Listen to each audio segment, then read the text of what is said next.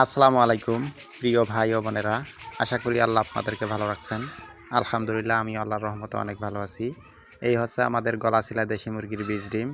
এই ডিমগুলো আজকে বসানো হবে। এখানে ডিম আছে 120 পিস। এইগুলো আমাদের নিজেদের মুরগির ডিম। আমরা কোনো বাইরের ডিম কিনে বাচ্চা ফুটাই না, আমরা আমাদের নিজেদের মুরগির ডিমের এই বাচ্চা ফুটাই।